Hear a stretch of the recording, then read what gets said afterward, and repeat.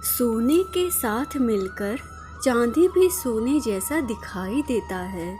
अर्थात सत्संग का प्रभाव मनुष्य पर अवश्य ही पड़ता है। सुख सुबह जैसा होता है, मांगने पर नहीं जागने पर मिलता है। नमस्कार दोस्तों, इस ब्लॉग में आप सभी लोगों का बहुत बहुत स्वागत है। आज हम जानेंगे कि ब्रह्मा जी की पूजा क्यों नहीं की जाती है और ब्रह्मा जी की कोई भी विशेष मंदिर या मूर्ति क्यों नहीं रखी जाती है। और अगर अभी तक आपने मेरे चैनल को सब्सक्राइब नहीं किया है तो प्लीज़ इसे सब्सक्राइब कर दीजिए और अपना प्यार और सपोर्ट हमारे साथ बनाए रखिए। प्रचलित समाज में ब्रह्मा जी की कोई पूजा क्यों नहीं करता है और ना ही इनके नाम से कोई व्रत है और ना ही त्योहार है। आखिर ऐसा क्यों है? इसके कई कारण बताए गए हैं, लेकिन इनमें से 3 प्रमुख कारण हैं, जानिए। पहला कारण, पुष्कर में ब्रह्मा जी को एक यज्ञ करना था और उस वक्त उनकी पत्नी सावित्री उनके साथ नहीं थी। सावित्री जी वक्त पर यज्ञ स्थल पर पहुंच नहीं पाई और समय भी निकला जा रहा था। लिहाजा ब्रह्मा जी ने एक स्थानीय ग्वालबाला गायत्री से शादी कर ली और यज्ञ में बैठ गए। गायत्री देवी राजस्थान से थीं और वो जाति से जाट थीं और वेदों ज्ञान में परिपूर्ण थीं।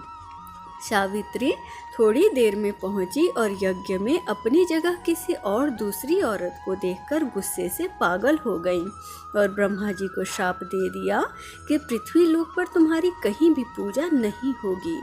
सभी देवी देवता डर गए और उन्होंने सावित्री जी से विनती की कि शाप अपना वापस ले लीजिए।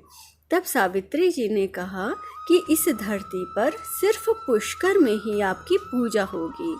कोई भी दूसरा आपका मंदिर बनवाएगा तो उसका विनाश हो जाएगा।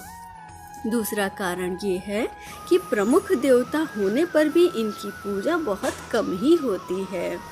दूसरा कारण यह है कि ब्रह्मांड की थाह लेने के लिए जब भगवान शिव ने विष्णु और ब्रह्मा जी को भेजा तो ब्रह्मा जी ने वापस लौटकर शिव से असत्य वचन कहा और ये सब केतकी फूल ने उन्हें बता दिया। इस कारण शिव जी नाराज हो गए और उन्होंने उन्हें श्राप दे दिया। तीसरा कारण यह है कि ब्रह्मा जी की काया यानी शरीर बहुत ही कांतिमय और मनमोहक थी। इससे स्वर्ग की अप्सरा मोहिनी कामासक्त हो गई और समाधि में लीन ब्रह्मा जी के पास आसन लगा के बैठ गईं।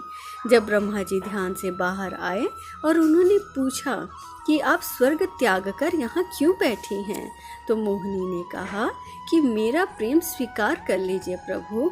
मेरा तन और मेरा मन आपके प्रति प्रेम मग्न हो गया है। लेकिन ब्रह्मा जी काम भाव दूर करने के लिए नीतिपूर्ण ज्ञान देने लगे, लेकिन मोहिनी अपनी ही धुन में व्यस्त थी। उन्हें अपनी कामुक अदाओं से रिझाने लगी। उन्हें रिझाने लगी। ब्रह्मा जी इष्ट देवता अपने श्री हरि को याद करने लगे। उसी समय 7 ऋषियों का ब्रह्मालोक में आगमन हुआ और उन्होंने इस अप्सरा का वहाँ होने का कारण पूछा। तब ब्रह्मा जी बोले, यह अप्सरा नृत्य करते करते थक गई है, विश्राम करने के लिए यह पुत्री मेरे निकट बैठी है। सप्त ऋषि समझ गए कि ब्रह्मा जी झूठ बोल रहे हैं और मुस्कुराकर वहाँ से चले गए।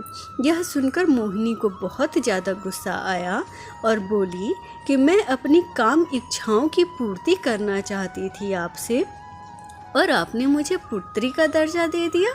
आपने मेरे प्रेम को ठुकराया। यदि मैं सच्चे हृदय से आपसे प्रेम करती हूँ तो जगत में अब आपकी कभी भी पूजा नहीं होगी और ना ही कोई व्रत और त्योहार होंगे। यही कहानी थी ब्रह्मा जी की। मन आपका मित्र भी है और शत्रु भी। मन को पहचाने।